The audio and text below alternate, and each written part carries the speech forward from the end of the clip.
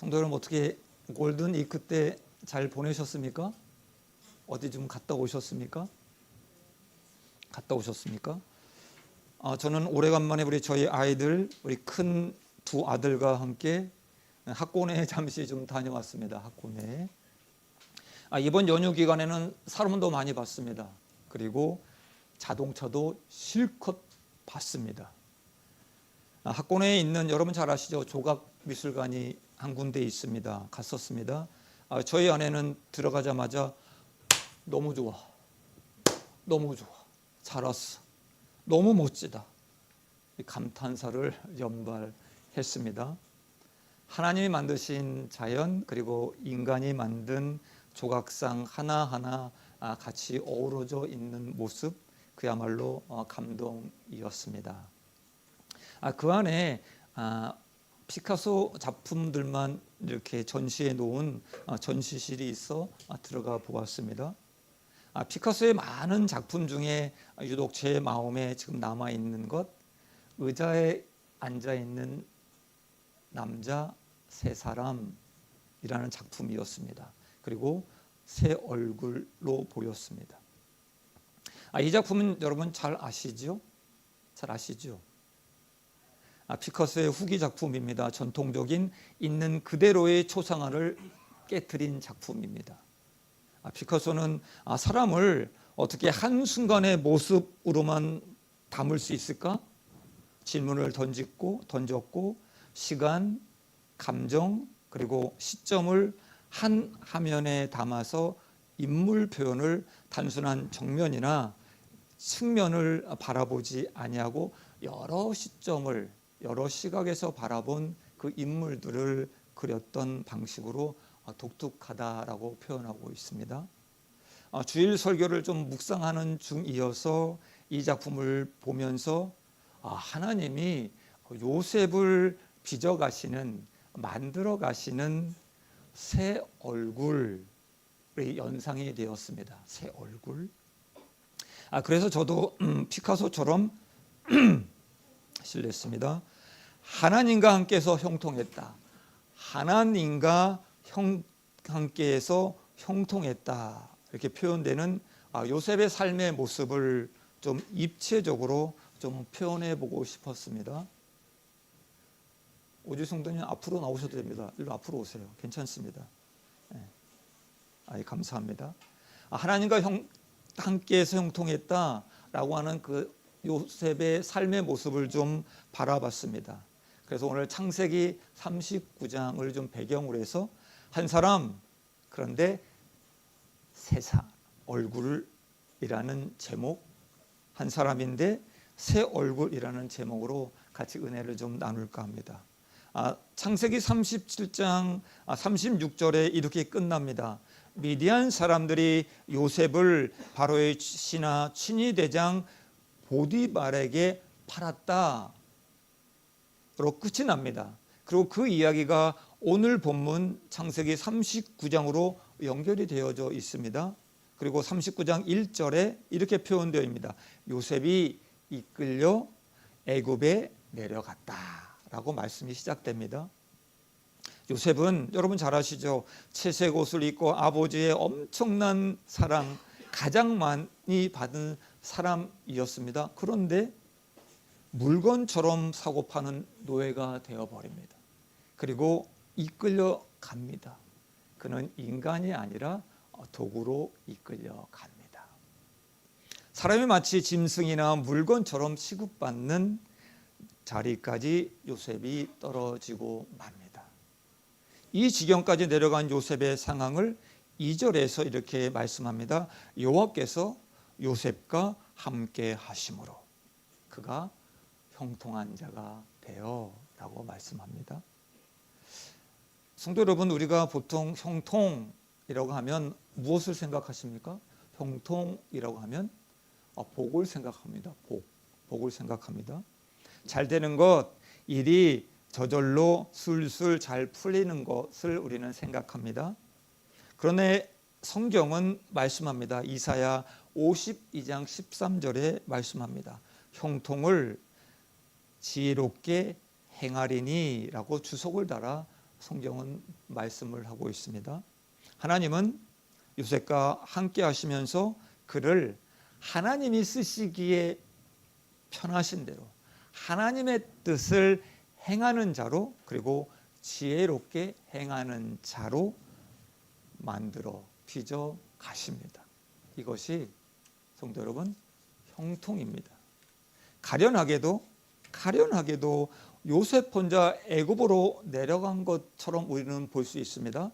그런데 하나님도 요셉과 함께 애굽으로 가십니다. 짐승이나 물건처럼 취급받던 그 노예가 된 요셉과 함께 애굽으로 내려가십니다. 하나님은 노예 막사에서 요셉과 함께 하십니다. 그리고 요셉이 지혜롭게 행하도록 빚어가고 있는 것입니다. 하나님의 함께 하심, 그리고 임재로 빚어진 요셉의 얼굴, 세 얼굴로 좀 나누어 보았습니다. 그리고 같이 은혜를 나누어 보겠습니다. 첫 번째 얼굴입니다. 섬기는 얼굴입니다. 섬기는 얼굴입니다. 2절에서 6절까지 하나님이 보디발의 집에서 요셉을 섬기는 자로 빚어 가십니다. 요셉은 아버지의 사랑을 한꺼번에 모두 다 한 몸에 받으면서 자기만 아는 이기적인 아이, 고자질하는 아이였습니다. 그렇지만 지금 요셉은 자신이 처한 상황을 억울해하고 회피하며 도망가려고 하지 않았습니다. 오히려 자신과 함께 하시며 자신을 만들어 가시는, 빚어 가시는 하나님께 순종하며 살아갔습니다. 요셉의 그 모습을 4절에 한 단어, 한 동사로 표현하고 있습니다. 섬겼다라는 동사로 말씀하고 있습니다. 요셉은 보디발을 최선을 다해 섬겼습니다. 요셉은 종입니다. 종은 시키는 것만 하면 되는데 시키는 것뿐만 아니라 주인이 무엇을 요구하시는지, 무엇을 필요하는지 살피며 섬겼습니다. 여러분 잘 아시죠? 도요토미 히데요시가 오다 노부나가를 섬겼던 조그마한 이야기, 에피소드가 있습니다. 히데요시는 미천한 농부 출신입니다. 오다 노부나가의 신발을 관리하는 이 낮은 일을 했습니다. 그는 오부나가 주군이 아주 추운 날, 겨운 날 방에서 나가기 직전에 그 오다 노부나가의 그 차가운 신발을 자신의 품속에 넣습니다. 그리고 따뜻하게 품고 있습니다. 그때 주군이 나가는 동시에 그것을 얼른 꺼내서 딱 내놓습니다. 따뜻하게 품었던 그 체온으로 이 주군이 나가도록 배려했던 것입니다. 오다 노부나가는 이 따뜻한 신발에 감동받았습니다. 그리고 히데요시를 등용하기 시작합니다. 요셉의 섬김, 그 섬김에 감동받은 보디발, 요셉을 자기 집에 큰 살림을 맡깁니다. 마태복음 7장 12절 말씀 잘 아시죠? 남에게 대접을 받고자 하는데도 너희도 어떻게 하라? 남을 대접하라 라고 말씀합니다. 사랑하는 여러분, 섬김받는 것보다 주변 사람들의 필요를 알아 물 한 잔 건네주는 것, 이 섬김의 사람들이 되시기를 부탁드립니다. 그러면 그 작은 섬김으로 인해 하나님께서 저와 여러분을 형통의 삶으로 인도해 주실 것입니다.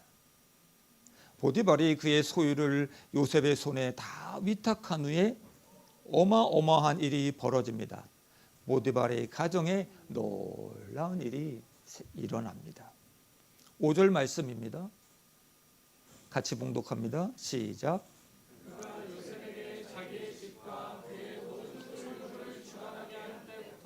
여호와께서 요셉을 위하여 그 애굽 사람의 집에 복을 내리심으로 여호와의 복이 그의 집과 밭에 있는 모든 소유에 미친지라. 아멘. 하나님은 요셉을 위하여 복을 주셨습니다. 요셉 때문에 보디발의 집은 복을 받았습니다. 종 한 사람 잘 데려와서 이 요셉 때문에 복이 저절로 굴러 들어온 것입니다. 대박이 난 것입니다. 사랑하는 여러분, 질문 드리겠습니다. 나로 인해 나와 더불어 살고 있는 사람들이 복을 받고 있습니까? 아니면 나로 인해 나와 더불어 살고 있는 사람들이 고통을 받고 있습니까? 둘 중에 하나입니다. 마음에 답하시기 바랍니다. 나로 인해 내 가정, 내 교회, 내 직장 복을 누리길 축복합니다. 하나님은 요셉과 함께 하심으로 애굽의 친위대장 보디발의 집에서 장차 요셉을 한 나라의 총리로 세우기 위해 그 집안의 모든 살림, 어디서도 배울 수 없는 재무관리 그리고 경영을 하나님은 배우게 하셨습니다. 그리고 무엇보다도 사람들의 필요에 민감한 섬김의 사람으로 빚어 가셨습니다. 두 번째 얼굴입니다. 첫 번째 얼굴은 무슨 얼굴이었습니까? 섬기는 얼굴. 두 번째는 의로운 얼굴입니다. 7절부터 18절까지입니다. 의로운 요셉의 모습이 그려지고 있습니다. 6절 후반에 보면 이렇게 말씀합니다. 요셉은 용모가 빼어나고 아름다웠더라 라고 문장이 끝납니다. 그리고 7절 후반에 7절부터 이렇게 시작합니다. 그 후에 라고 시작합니다. 보디발의 아내, 일만 잘하는 것이 아니라 애모까지 아름다운 이 요셉에게 매료됩니다. 그래서 보디발의 아내는 요셉에게 계속 눈짓을 보냅니다. 어떤 눈짓인지 모르겠지만 계속 눈짓을 보냅니다. 여기서 눈짓하다라고 하는 이 히브리어 그 동작을 수없이 반복하다라는 의미를 담고 있다고 합니다. 보디발의 아내는 눈짓을 수없이 반복하다가 이제는 동침하자라고 말을 합니다. 이 말에 요셉은 내가 어찌 이 큰 악을 행하여 하나님께 죄를 범하겠느냐? 단호히 거절합니다. 그러나 여인의 유혹은 참으로 집요합니다. 여인은 날마다 매일매일마다 요셉에게 동침하자 유혹합니다. 10절에 보면 이 여인의 끈질긴 유혹에도 불구하고 요셉의 의로운 모습을 말씀으로 표현하고 있습니다. 요셉이 듣지도 않고 동침하지도 않았고 함께 있지도 아니했다라고 말씀합니다. 시편 1편에 복이 있는 사람은 어떤 사람들입니까? 성도 여러분, 복이 있는 사람은 죄인들의 길에 서지 않습니다. 그리고 오만한 자들의 자리에 앉지 않는다라고 말씀합니다. 요셉은 그 어떤 죄의 자리, 그 자리도 단번에 피했던 것입니다. 그러나 유혹은 집요했습니다. 여인의 유혹은 집요했습니다. 유혹은 성도 여러분 설득의 대상이 아닙니다. 설득에 어떻게 하는 것이다? 그곳에서 피하는 것이 상책입니다. 누군가 이렇게 표현합니다. 정결하기를 원한다면, 깨끗하기를 원한다면 도망하는 것이 용기이다. 맞서는 힘보다 거리를 두는 것이 지혜다라고 말을 합니다. 성도 여러분, 혹 유혹이 있으십니까? 유혹이 있으십니까?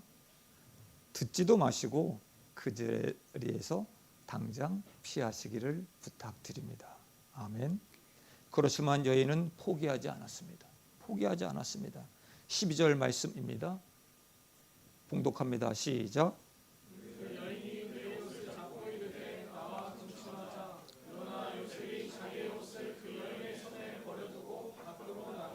아멘. 여인은 사람들이 아무도 없는 틈을 타서 요셉의 옷을 확 잡고 같이 자자, 같이 자자, 같이 자자, 동참하자고 계속 청합니다. 그러나 요셉은 마지막까지 그 선을 넘지 않습니다. 창세기 3장 뱀이 하와를 유혹하는 장면이 나옵니다. 그 유혹에 아담과 하와는 지켜야 할 선을 넘어버립니다. 그러나 요셉은 선을 넘지 않았습니다. 성도 여러분, 내 마음대로 살지 않고 하나님이 함께 하심을 믿고 지키는 것, 그것이 얼마나 중요한지 모릅니다. 지난주에도 말씀드렸습니다. 선을 긋지 아니하면 밖에 있는 것들이 안으로 들어온다 라고 말씀드렸습니다. 지켜야 할 자기의 선 확립하고 있지 않으면 보디발의 아내같이 취해지고 맙니다. 여인은 눈짓만 하다가 한 단계 높여서 동침하자 말에 그 다음 결국 행동으로 옮기면서까지 그 여인은 부끄러움이 전혀 없었습니다. 아니, 한술 더 뜹니다. 13절에 보면 자신의 죄악을 은폐하기 위해 사람들을 불러 모아 오히려 요셉을 모함합니다. 16절부터 19절까지 보디발의 아내 요셉의 옷을 곁에 둡니다. 보디발에게 당신의 종이 이렇게 하였다고 자기의 잘못을 알면서도 남에게 잘못을 뒤집어 씌우면서 하는 이 여인, 부끄러움, 가책조차 없는 사람이었습니다. 하나님은 이 불의함 속에서 요셉을 빚어 가십니다. 만들어 가십니다. 내가 지켜야 할 마지막 선, 내가 지켜야 할 이 마지막 선 지킬 수 있는 자로 하나님은 만들어 가십니다. 하나님은 요셉이 돈 앞에서도 명예 앞에서도 권력 앞에서도 허망한 욕심 앞에서도 선을 지킬 수 있는 자로 만들어 가셨습니다. 저와 아내는 2달에 한 번 뭐 하나를 만드는데 소식지를 만듭니다. 하나님과 함께한 우리들의 선교 소식지를 만들어서 저희들을 위해 기도하시는 분들을 위해 드립니다. 보내드립니다. 그중 한 형제가 이 3월달, 4월달 소식을 보고 선교사님 계속 기도하겠습니다. 계속 기도하겠습니다. 하나님이 자신을 맑고 깨끗하게 그리고 다듬어 가고 있다라고 간증을 좀 해 주었습니다. 저는 이 형제에게도 하나님이 이 선을 지켜가게 하시는 훈련을 하고 계시는구나 라는 마음이 좀 들었습니다. 사랑하는 여러분, 우리도 수많은 유혹 앞에서 하나님이 함께 하심을 의식하며 선을 지킬 수 있길 부탁드립니다. 세 번째입니다. 세 번째 얼굴, 신실한 얼굴입니다. 신실한 얼굴. 19절 후반에 보면 보디발이 아내의 이야기를 듣습니다. 그리고 심히 노했다, 한했다라고 이야기를 합니다. 그리고 20절에 요셉을 옥에 가둡니다. 우리 20절 말씀을 읽습니다. 시작. 이에 요셉의 주인이 그를 잡아 옥에 가두니 그 옥은 왕의 제수를 가두는 곳이었더라. 요셉이 옥에 갇혔으나 아멘. 보디발의 아내를 거절한 대가 너무나 혹독했습니다. 요셉은 하루아침에 고위 관료의 가정 총무에서 제수의 신분으로 떨어지고 맙니다. 그동안 했던 모든 수고가 물거품이 되고 맙니다. 보디발의 아내를 통한 저희들이 배워야 될 것들, 이 상황에서 요셉이 아무런 말도 하지 않습니다. 변명도 하지 않습니다. 여러분, 하나님과 사람을 우러러 한 점 부끄러움이 없는데, 하나님과 사람을 봤을 때 한 점 부끄러움이 없는데 변명이 통하지 않을 때가 있습니다. 어떻게 해야 합니까? 여러분이라면 어떻게 하시겠습니까? 어떻게 하시겠습니까? 변명하지 마시고 하나님께서 풀어주실 것을 믿고 나아가야 됩니다. 모함당하고 변명이 통하지 않지만 하나님은 그 상황 속에서도 역사하십니다. 하나님은 일하십니다. 그 일하심을 저와 여러분은 믿어야 합니다. 성도 여러분, 하나님과 함께 해도 우리는 고난을 받을 수 있습니다. 그리고 시련을 얻을 수 있습니다. 요셉 역시 하나님의 섭리 가운데 하나님이 빚어가시는 그 사람이 되기 위해 겪어야 하는 또 다른 시련을 지금 당하고 있습니다. 그러나 이 시련 가운데 21절에 말씀합니다. 여호와께서 요셉과 함께 하시고 그에게 인자를 더하사 간수장에게 은혜를 받게 하셨다라고 말씀합니다. 그래서 간수장은 요셉의 손에 옥중 죄수들을 모두 맡깁니다. 보디발이 그의 소유를 다 맡겨서 요셉이 이런 수업을 받았습니다. 재무관리 수업. 이번에는 간수장의 신뢰를 얻어 죄수들을 관리하는 인사관리를 수업받게 됩니다. 거기에 20절을 보시면 요셉이 갇혔던 감옥은 일반 죄수들이 오는 곳이 아닙니다. 왕의 죄수들이 오는 곳입니다. 특사범들만 있었으니 여기서 요셉은 정치 수업까지 받은 것입니다. 이 얼마나 놀랍지 않습니까? 요셉이 애굽의 총리가 되기 위해 수많은 돈을 들인다 해도 이보다 더 좋은 교육을 받을 수 없습니다.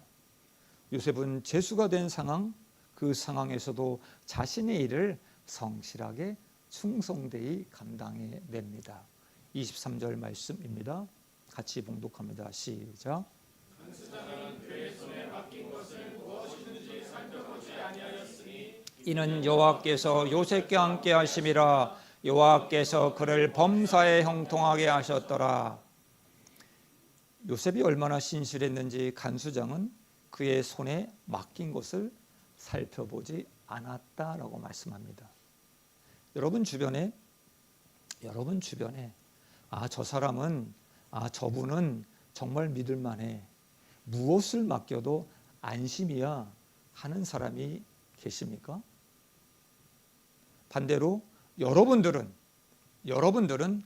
다른 사람들이 믿고 맡길만 하다 인정해 주는 분이십니까? 하나님께서 요셉과 함께 하심, 요셉은 충성되게 매일매일 일을 감당했습니다. 그에게 있어서 형통 잘 풀림이 아니었습니다. 하나님이 함께 하심이 만들어낸 신뢰였습니다.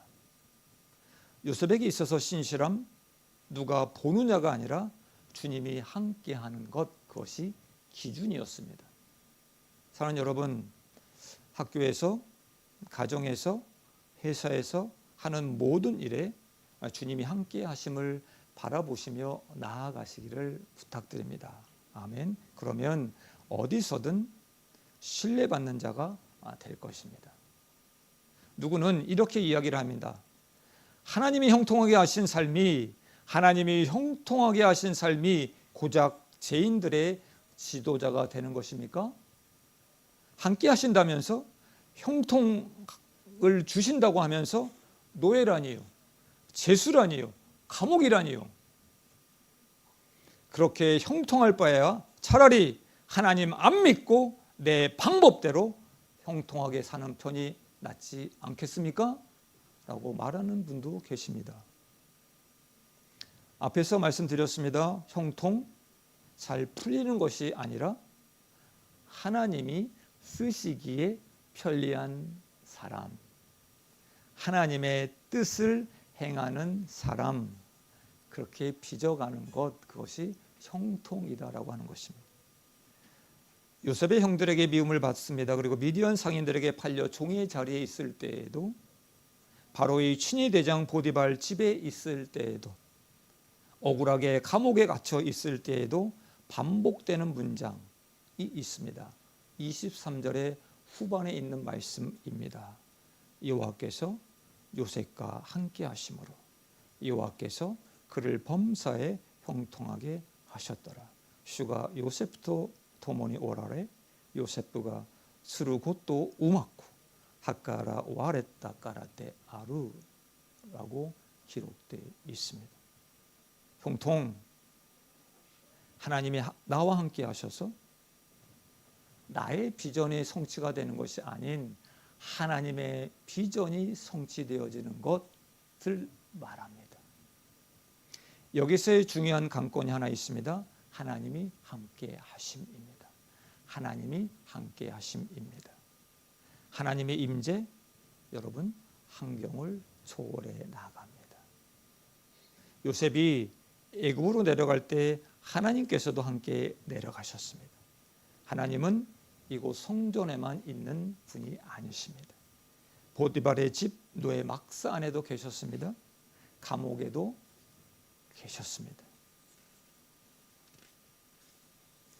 요셉이 가는 곳곳마다 함께 하신 그 하나님이 지금 여러분에게도 같이 하고 계십니다. 아멘. 하나님은 가끔 이렇게 음성을 들려주십니다. 내가 너와 함께한다. 내가 너와 함께한다. 천혜야, 내가 너와 함께한다. 천혜야, 내가 너와 함께한다.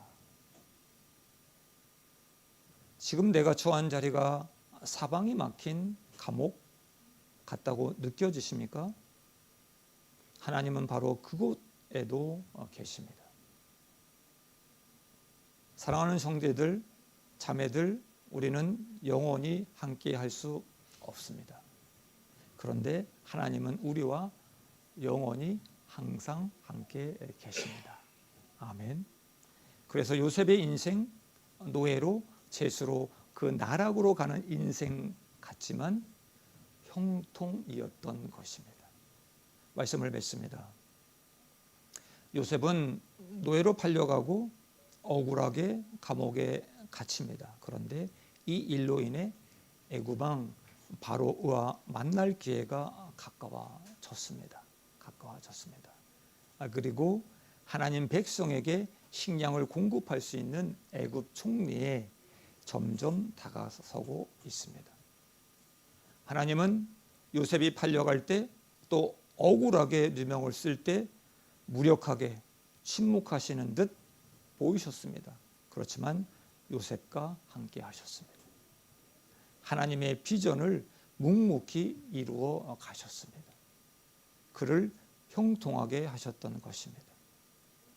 성도 여러분, 나의 꿈 점점 멀어져 가고 있는 것 같이 보이지만 하나님의 비전에 가까워지는 것들이 너무나 많습니다. 왜 나에게 이런 일이 일어났을까? 왜 나에게 이런 일이 일어났을까? 되는 일이 하나도 없네? 그때도 이 일이 형통이구나. 이곳에도 하나님이 함께 하시는구나. 감사하시며 사시길 부탁드립니다. 하나님과 함께해서 형통했다. 하나님과 함께해서 형통했다. 요셉의 인생입니다. 요셉의 인생, 하나님과 함께해서 형통했다. 요셉은 하나님이 함께 하심을 믿었기에 이 비천한 자리에서 섬기는 자로 살았습니다. 요셉은 하나님이 함께 하심을 믿었기에 유혹 앞에서 선을 절대로 넘지 않았습니다. 요셉은 하나님이 함께 하심을 믿었기에 매일매일 하루하루를 어떻게 살았습니까? 성실히 충성되게 살았습니다. 그의 굽이굽이 인생 가운데 빚으신 하나님의 사랑, 요셉의 새 얼굴. 저는 장남으로 태어났습니다. 그래서 항상 우선으로 대접받는 자리에 있었습니다. 그래서 저밖에 모르는 이기적인 사람이었습니다. 그런데 잘 나가던 회사 그만두었습니다. 주님 부르신 사역의 길에 아멘했습니다. 그리고 지금 부족하지만 섬기는 자로 살아가고 있습니다. 지금 여러분들은 어떤 얼굴로 빚어지고 계십니까? 지금 여러분들은 어떤 얼굴로 빚어지고 계십니까? 너무 억울하고 낙심해 있는 그 상황, 그 자리에도 주님이 함께 하심을 믿으시기를 부탁드립니다. 하나님은 나의 비전이 아닙니다. 나의 비전이 아니라 하나님의 비전을 이루어 가고 계십니다. 아멘. 오늘 내게 주어진 하루, 나를 통해 하나님이 이루실 그 비전을 믿고 오늘 내게 주어진 하루 섬기는 자로, 의로운 자로, 신실한 자로 믿고 나아가고 하나님이 이끄시는 대로 하나님의 그 뜻 안에 하루하루 충성되게 사는 저와 여러분 되기를 주님의 이름으로 축원합니다.